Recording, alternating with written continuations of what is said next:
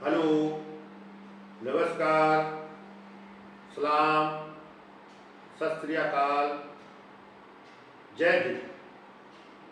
साथियों, आज 14 अक्टूबर है। बाबा साहब इसी दिन बौद्ध धर्म ग्रहण किया था और उसी उपलक्ष्य में आज कार्यक्रम पूरे देश में हो रहे हैं और होंगे। आज सामूहिक बुद्ध वंदना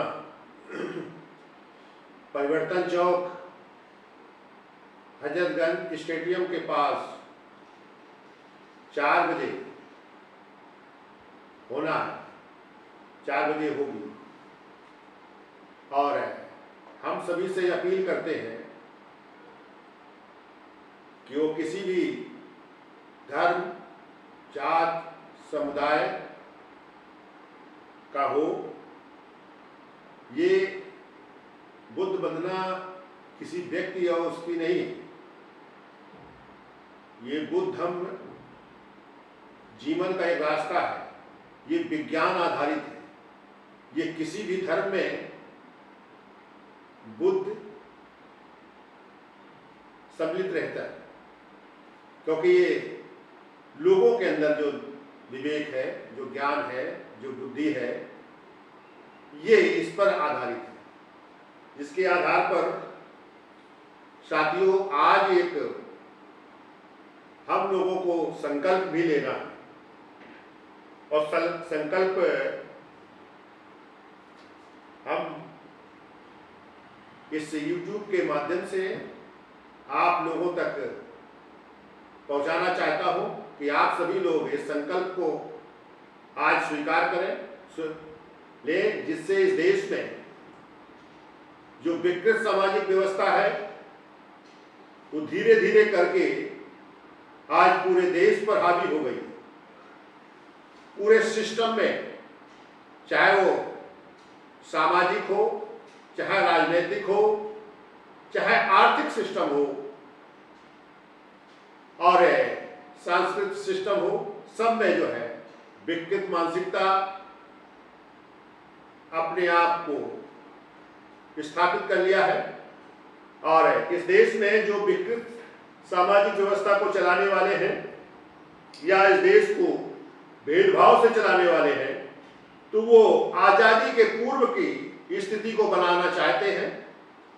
इसलिए वो इस तरह का आडंबर षड्यंत्र कर रहे हैं और उस राज्य की स्थापना करना चाहते हैं जो पेशवा राज में स्थिति थी, उसको पुनः लाना चाहते हैं।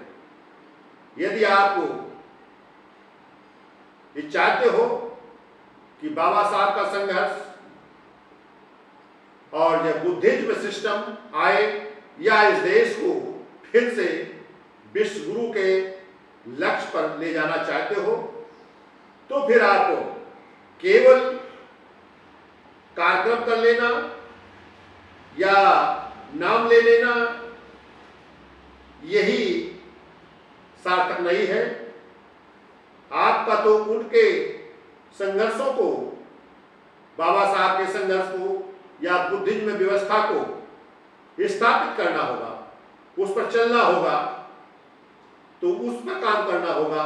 तो इस देश में या देश विश्व गुरु के लक्ष्य को प्राप्त करेगा। आज साथियों, सबका भारत, मजबूत भारत, विकसित भारत अगर चाहते हो तो इस देश में आप इसी दिन से शुरू करिए, क्योंकि यह देश बुद्ध धर्म को स्वीकार करने की बात नहीं थी। बात यह है कि इस देश में जो अव्यवस्था थी उसको कैसे अलग किया जाए, इस देश में एक भाईचारा कैसे लाया जाए। बाबा साहब ने उस सिद्धांत के लिए उस प्रेरणा एक दी थी जिसके कारण से बुद्धिज्म या बुद्ध धर्म को ग्रहण किया था। तो उसको साकार करने के लिए आपको आगे आना पड़ेगा, क्योंकि आप पर ये समस्याएं पैदा हो रही हैं और इस देश में जो समस्याएं आ रही हैं, जो आज देश में वंचित किए जा रहे हैं अपने हकों से, उसमें सबसे बड़ा आपकी जानकारी का ना होना, जानकारी का अभाव होना। क्योंकि आपके पास वो शक्ति है, आपके पास वो सिस्टम है।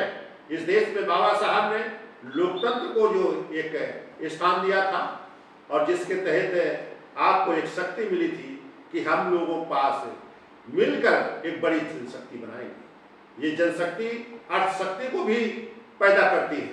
ये शक्ति इस देश में वर्क कार्य शक्ति को भी पैदा करती है। ये शक्ति जो संयुक्त है, जो प्रतिनिधित्व का जो सिद्धांत है, जो एक लोकतंत्र के सिस्टम है, इसको पूरी तरह से समझना होगा और लागू करना होगा। तो साथियों, आज इसी के तारतम्य में जो आज जातिगत जनगणना के लिए जो पिछड़े समाज के लोग बहुत दिनों से संघर्ष करते चले आ रहे हैं और संघर्ष साकार हो रहा है। जो वर्तमान में सरकार है उसके मंत्रीगण ने भी ये आश्वासन दिया था कि जब 21 की जनगणना होगी तो उसमें जातिगत जनगणना को रखा जाएगा और उसमें किया जाएगा। लेकिन उस बात को नकारते हुए सुप्रीम कोर्ट में अभी प्रधानमंत्री जी ने एक एफिडेविट दिया है कि हम प्रशासनिक तकनीकी कारणों के तहत के कारण से इस जाति जनगणना को नहीं करा सकते हैं। उसमें जो हवाला दिया है कि इस देश में जाति जनगणना कराने से व्यवस्था पैदा होगी, भेदभाव पैदा होगा, जबकि इस देश में भेदभाव तो आप पैदा करते ही जा रहे हैं, जिसके लिए जातिगत जनगणना नहीं कराना चाहते हैं। क्योंकि उसमें डाटा सभी आ जाएंगे, आंकड़े आ जाएंगे, उसमें कौन बिजली का भोग कर रहा है, कौन की स्थिति कैसी है, किसका मकान बना है, किसका कच्चा मकान है, किसका पक्का मकान है, कहाँ सड़क है, कहाँ बिजली है, ये सारे आंकड़े आ जाएंगे।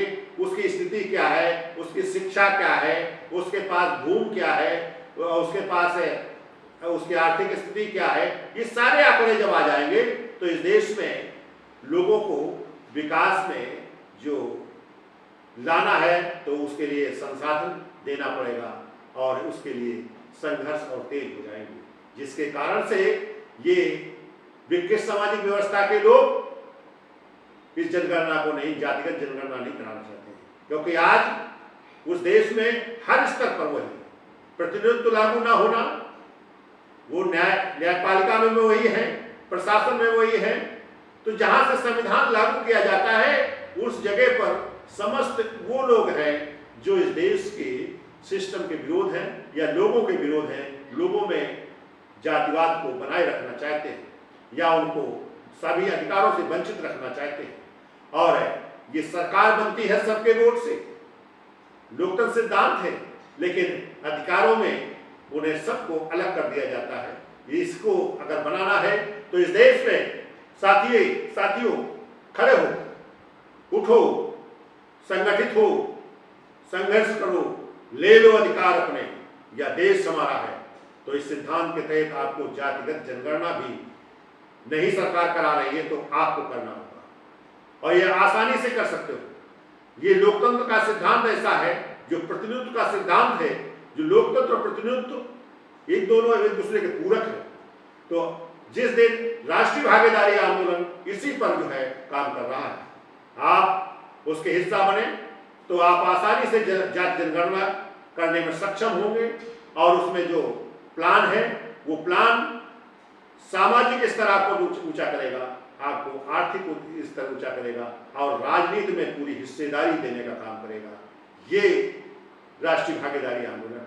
तो साथियों, मेरी एक अपील है कि आज ये कार्यक्रम करिए और एक समय बताइए कि कब एक बड़ी सभा की जाए, आप लोगों के साथ बैठा जाए और इसे काम शुरू किया जाए। उसमें जो काम करता है, जो नौकरी करे, क्योंकि नौकरी की तरह उसे 10,000 न्यूनतम उसे वेतन भी मिलेगा और इस काम को सिस्टम से करेगा तो 10,000 से वो 50,000 तक, 1 लाख तक वो इनकम कर सकता है। दूसरा, जब जनगणना होगी तब फिर जो नागरिकता का जो असमानता लागू करना चाहते हैं तो वो समानता के आधार पर होगी, सबकी समान नागरिकता होगी और उसके आधार पर गणना होगी। इस देश में जो कृषि का जो 3 बिल है जिसका आंदोलन चल रहा है, करीब 11 महीने होने जा रहे हैं, तो ये भी आसानी से आंदोलन सफल होगा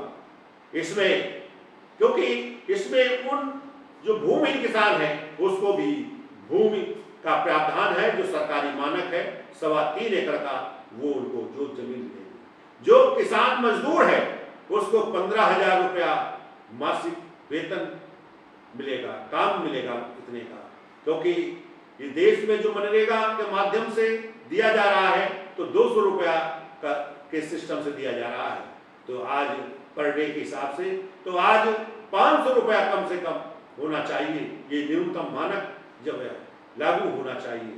तो इसलिए आपसे अपील है कि आप आसानी से जो प्लान है उसमें रहकर सब कुछ और बिना कुछ खर्च किए हुए आप ये कर सकते हो। हर परिवार को 50 रुपए का सहयोग उसमें देना होगा और उसकी जांच जनगणना होगी, तो उसके बच्चे की जो शिक्षा है उसमें तब्दीली होगी, सबको शिक्षा का प्रावधान होगा, तकनीकी शिक्षा का होगा। दूसरी बात, आपके जो काम नहीं मिल रहा है, काम के संसाधन भी मिलेंगे, और इस देश में सबको कैसे काम से लगाया जाए तो उसको वो सिस्टम मिलेगा। इसमें तमाम लोग जो परेशानियों से जूझते हैं वो संघर्षों में लगे रहते हैं, लेकिन संघर्ष सफल नहीं होता है, क्योंकि विकृत सामाजिक व्यवस्था के लोग सरकार में बैठे हैं, सरकार में पहुंचते हैं तो वो अपने आधार पर सबको गुलाम बनाना चाहते हैं, इसलिए उसमें समस्या पैदा करते हैं, समस्या को हल नहीं करते हैं। जैसे लखीमपुर खीरी में अभी जो आपने देखा है जो घटना की गई है, तो वो किसानों पर इन लोगों ने गाड़ी चढ़ा दिया, 4 किसान मरे, 3 और साथी की मृत्यु हुई। तो ये जो उसमें जो वर्तमान में राज्य गृह मंत्री हैं मिश्रा, उन्होंने तो स्वीकार नहीं किया, लेकिन बाद में जब दबाव पड़ा तो उनके बेटे को पकड़ा गया और ये हुआ कि नहीं वो वहाँ मौजूद था। इस तरह का जो सिस्टम आया, अभी तक राज्य गृह मंत्री का त्यागपत्र नहीं हुआ, त्यागपत्र हो जाना चाहिए था। ये दबाव रहेगा, दबाव से काम नहीं बनेगा। हम इस देश के उन नेताओं से भी कहना चाहते हैं कि आप जो सरकार काम नहीं कर रही है उसको लोकतंत्र के सिस्टम से आप उस काम को करिए, क्योंकि वो देश के विकास के लिए है, वो आपके विकास के लिए है, आपके समस्त समस्याओं के समाधान के लिए है। उसको सिस्टम में आप आकर इन सबको हल करने का काम करें तो फिर इस देश में आप सफल होंगे, नहीं तो आपका संघर्ष चलता रहेगा और ये लोग उस भ्रष्टाचार के माध्यम से, वोट हैकिंग के माध्यम से सरकार में बने रहेंगे और आप कभी भी अपने अधिकारों को नहीं पाएंगे। इसलिए अपने अधिकारों को अगर लेना है तो इस देश में एक आप जो सिस्टम से आकर जो आज असंगठित रूप में संघर्ष होते हैं वो संगठित रूप में संघर्ष होना चाहिए। उस समस्याओं को खत्म करने के लिए एक होना चाहिए, समस्याओं को केवल खत्म करने के लिए नहीं, उस समस्या जो बनी है उसको फिर से कैसे खत्म करके और वो कैसे कार्य शुरू किया जाए, कैसे उसमें लोगों को विकास से जोड़ा जाए, इस पर हमें आधारित बनना पड़ेगा। तभी इस देश में आप एक सामान्य जिंदगी जी सकते हैं। इसको अगर आप खुशहाल होना चाहते हो, अगर इस गुलामी से दूर होना चाहते हो, तो फिर इस विकृत सामाजिक व्यवस्था को बिल्कुल खत्म करना होगा। इस जो देश में जिसे आप विकृत सामाजिक व्यवस्था हम कहते हैं वही ये ब्राह्मणत्व है, वही इस देश का भेदभाव है, जाति आधार है, ये भ्रष्टाचार है, इसीलिए है ये आपका जो हैकिंग का है, जो लोगों को प्रताड़ित करने का है, जो उनको बेवजह अपमानित करने का है, ये यही कारण बने हुए। जिस दिन आप सफर आगे बढ़ेंगे, जिस दिन आप अपने अधिकारों के लिए लड़ेंगे, तो इस देश की राजनीतिक सत्ता बदलेगी, क्योंकि उसमें सबकी साझेदारी होगी। अन्यथा इस विकृतियों को लाने वाले, इन विकृतियों को बनाए रखने वाले इस देश में कभी सत्ता में नहीं पहुंचेंगे और सत्ता से बाहर होंगे। अगर इस सत्ता में पहुंचना होगा तो आपसे मिलकर चलेंगे और आपके इन समस्याओं के समाधान के लिए चलेंगे और ये आप काम शुरू करेंगे तो वैसे इस देश की जो आपके खिलाफ सरकार है वही सरकार इन किसान के तीनों बिल को वापस लेने का भी काम करेगी। एसएम जो आपका है उसको लागू करेंगे, एमएसपी का जो है लागू करेंगे। इस तरह के जो काम है ये आपके आंदोलन से हो सकते हैं।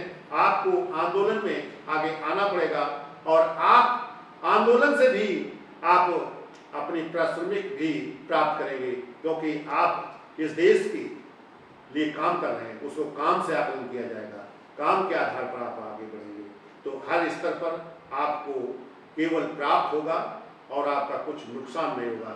मैं अपनी बात को ये रोकता हूँ और ये जरूर अपील करता हूँ, इस वीडियो को आगे बढ़ाइए लोगों तक, और लोगों की अगर सहमति मिलती है, लोगों की अगर एकजुटता होती है तो इस सिद्धांत को लागू किया जाएगा। इसी वर्ष में इस को काम करके सरकार फिर इसी तरह बनेगी, क्योंकि सरकार बनाने के लिए आप सभी जागरूक होंगे और सरकार उस तरह की बननी चाहिए, उस आपके लिए सरकार बननी चाहिए। तो जो आज विकृत सामाजिक व्यवस्था है उसका अंत होगा, जो आपकी जाति जनगणना करेगी, जो आपको अधिकार से जोड़ेगी, जो आपको जो भूमि किसानों को भूमि देगी, तो जो इस तरह का जो आपके लिए समर्पित होगी, जो केवल आपके विधानसभा विधायक बनने पर वो अपने क्षेत्र में रहेगा, उनकी समस्या को सुनेगा, समाधान के रास्ता निकालेगा, वही लोग सरकार में पहुंचेंगे। तभी इस देश में आप सभी को न्याय मिलेगा, आप सबकी हिस्सेदारी बनेगी। इसलिए आपको वोट जिसे देना चाहते हो उसको ये संकल्पित होना चाहिए कि हम अगर सरकार में आते हैं तो फिर हम इस देश में हम लोगों के हित में काम करेंगे। हम ये तमाम जो बिंदु है, जो आज रोजगार है उसको अधिकार देना है, उसके पर जो तमाम समस्याएं हैं उनको खत्म करना है, और जो बिजली है और जो इस तरह के जो टैक्सेज हैं, पेट्रोल है, डीजल है, तो ये जो प्रदेश की सरकार के जो टैक्स हैं तो ये खत्म होने चाहिए, कम होने चाहिए। और ये तभी संभव है जब आप एक बड़ी मुहिम को चलाएंगे तो इस देश में आपके अधिकार आपको मिलेंगे और इस देश का शोषण भ्रष्टाचार भी खत्म होगा और इस प्रदेश का विकास होगा। धन्यवाद साथियों, जय हिंद।